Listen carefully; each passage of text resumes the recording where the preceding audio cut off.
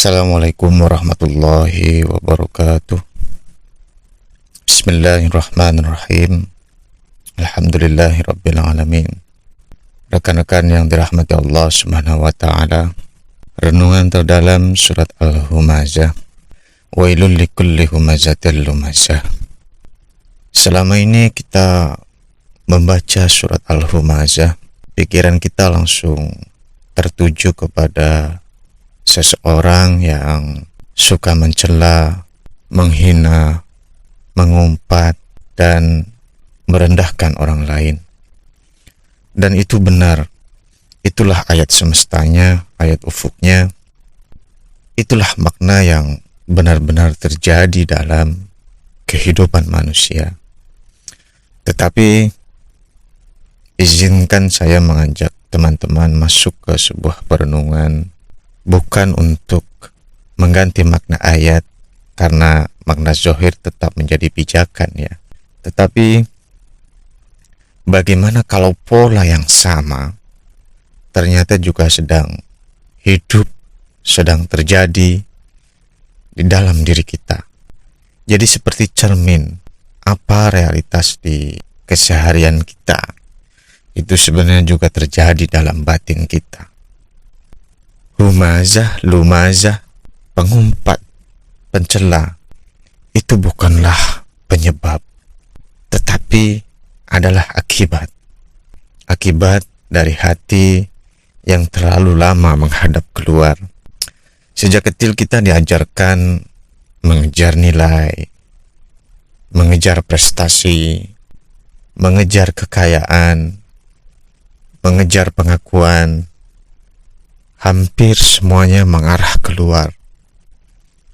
Jarang sekali kita diajak berhenti lalu mengenal siapa diri kita yang sebenarnya. Bukankah setiap gerak langkah, keinginan, ambisi, seluruh pengetahuan kita, hidup kita, ucapan kita, penglihatan kita, pun pendengaran kita, semua bisa berfungsi karena adanya nafas. Wa idza sawaituhu wa nafakhtu fihi min ruh faq'u lahu sajidin. Bukankah apa yang keluar masuk yang membuatmu hidup secara zahir bisa kita rasakan di ujung hidungmu? Tetapi secara batin, sudahkah kita penasaran akan hal ini?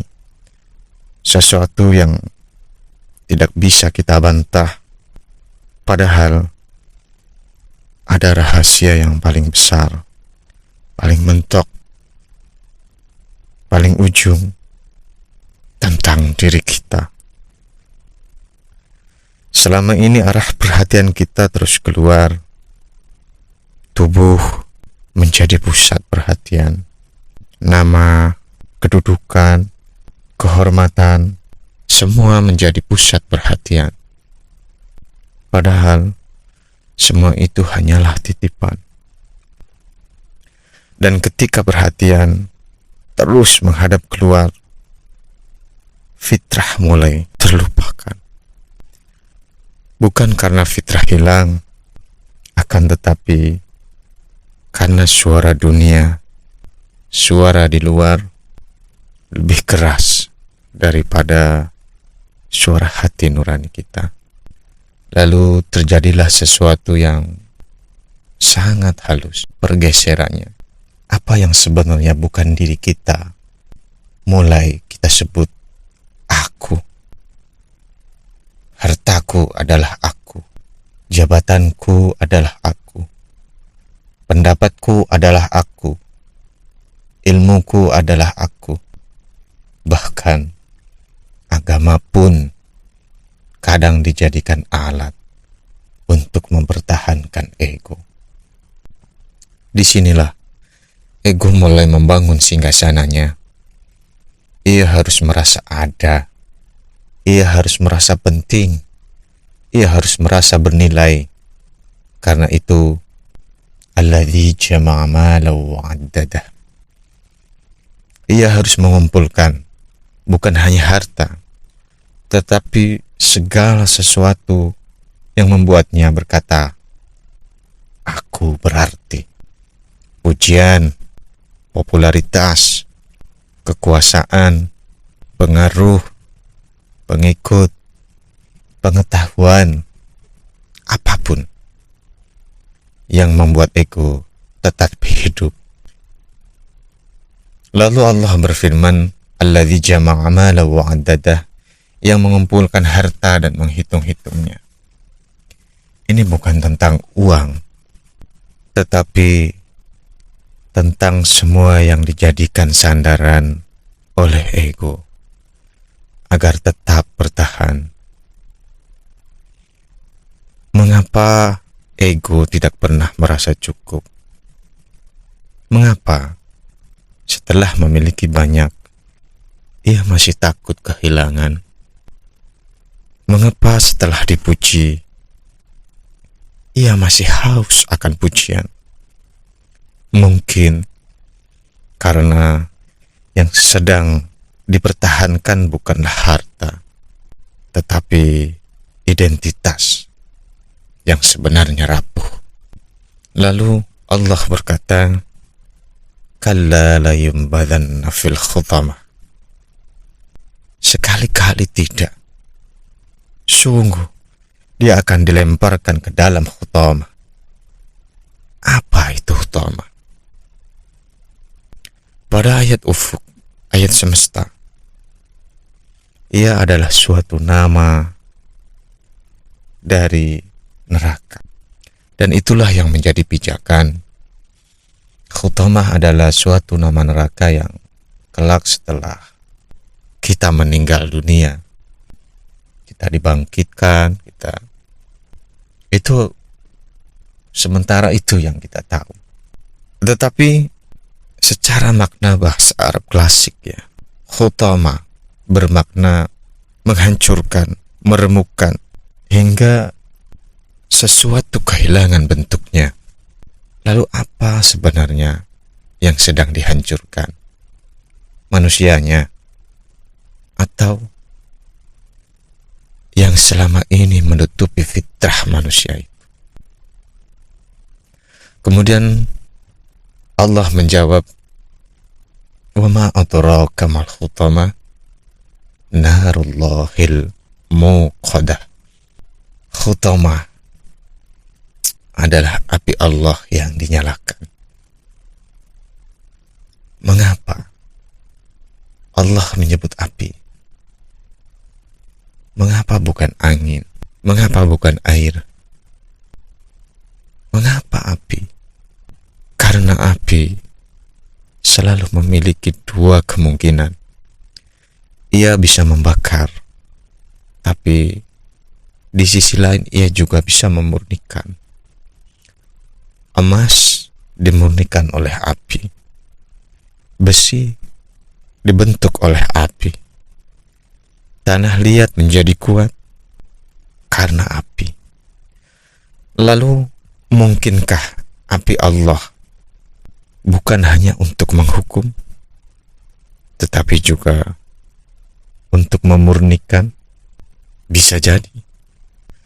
Bukankah setiap kali kehidupan tidak sesuai dengan keinginan ego, kita merasa panas, ditolak panas, dihina panas, kehilangan panas, gagal panas, harapan yang runtuh panas. Tetapi yang sebenarnya terbakar itu apa? Tubuh kita atau sesuatu yang selama ini kita sebut aku?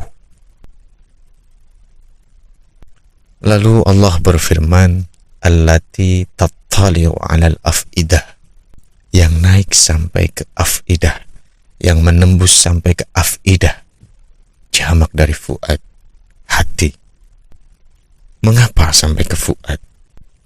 Karena di sanalah manusia tidak bisa lagi berbohong, Ma kadzdzabal fuadu ma ra'a. Fuad tetap mengenal fitrahnya. Thumma sawwahu wa nafakha fihi min ruhi wa ja'ala lakumus sam'a wal absara wal af'idah qalilan ma tashkurun. Kemudian dia menyempurnakannya dan meniupkan ke dalamnya ruhnya, dan dia menjadikan bagi kamu pendengaran, penglihatan, dan hati fuad. Tetapi sedikit sekali kamu bersyukur. Jadi hati fuad inilah, dia adalah perangkat dari ruh percikan Tuhan. Makanya ma kadzdzabal fuadu ma ra'a. Dia tidak bisa berbohong akan apa yang ia lihat. Jadi api Allah tidak berubah. Api tetaplah api. Tetapi mengapa ada yang merasakan panas dan ada yang menemukan cahaya dengan api itu? Mungkin yang berbeda bukan apinya, tetapi siapa yang sedang menghadapinya. Bagi ego, api adalah ancaman, karena ego takut kehilangan singgasananya. Tetapi bagi hati yang ingin kembali, api yang sama menjadi cahaya, penerang, bisa melihat apa yang selama ini tersembunyi jadi terlihat. Jadi api yang sama bisa menjadi cahaya yang memperlihatkan apa yang selama ini tidak pernah kita lihat. Pernahkah kita berpikir mengapa Allah membiarkan kita kehilangan? Mengapa ada kegagalan? Mengapa ada penolakan? Mengapa ada rasa sakit? Bagaimana kalau semua itu bukan tanda Allah menjauh, tetapi cara Allah menunjukkan di mana ego masih bersembunyi? Lalu bagaimana agar api Allah menjadi cahaya? Bukan dengan memadamkan apinya, tetapi berhenti melawan apa yang sedang diteranginya. Saat marah datang, lihatlah apa yang sedang dipertahankan. Saat kecewa datang, jangan langsung lari.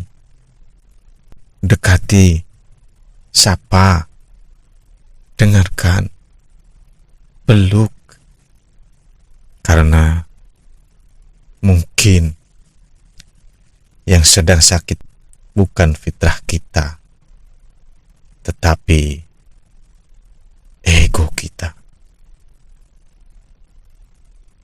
Mulailah kembali kepada nafas. Mulailah dengan sering-sering hening.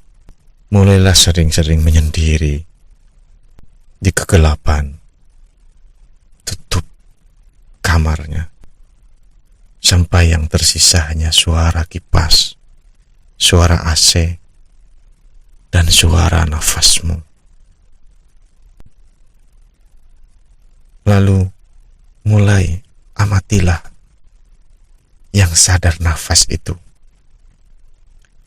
Ada suara kipas ataupun AC, amatilah siapa yang sadar itu. Di dalam kegelapan, ditambah lagi kegelapan mata, siapa yang sadar atau apa yang sadar akan nafas ini, akan suara kipas atau AC ini? Mulailah mundur ke situ. Sering-seringlah di situ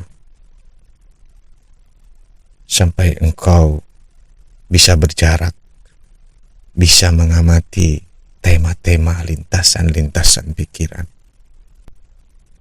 Terus lakukan, sedikit demi sedikit. Kita nanti bisa mulai berjarak dengan ego. Dan pada akhirnya, ego bukan untuk dibenci, bukan untuk diperangi,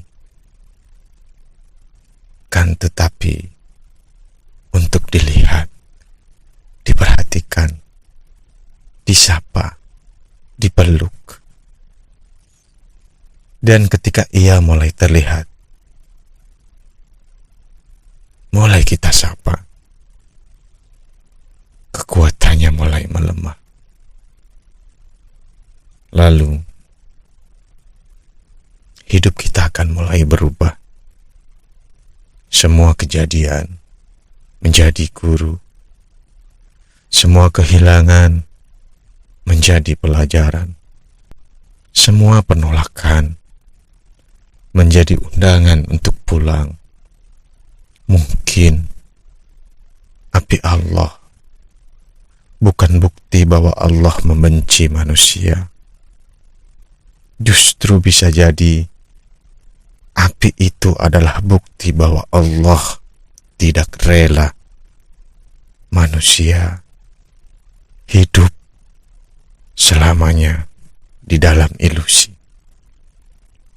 Maka Al-Humazah bukan hanya mengajarkan agar kita tidak mencela orang lain, tetapi juga mengajak kita melihat bagaimana ego mencela fitrah setiap hari. Dan akhirnya kita mulai memahami yang selama ini takut kepada api Allah bukan fitrah kita, tetapi ego. Karena fitrah selalu rindu kepada Tuhannya, sedangkan ego selalu takut kehilangan dirinya. Api Allah akan terus menyala.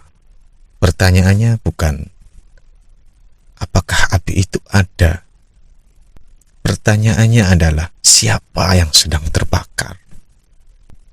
Egomu atau ilusi tentang dirimu?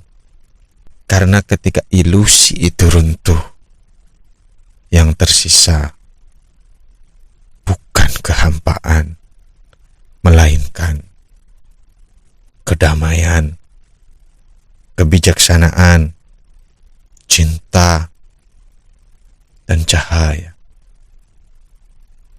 yang sejak awal menunjukkan jalan pulang. Jika hari ini kita mulai melihat ego kita, jangan membencinya. Karena mungkin untuk pertama kalinya Allah sedang memperlihatkan jalan pulang. Wallahu a'lam. Assalamualaikum warahmatullahi wabarakatuh.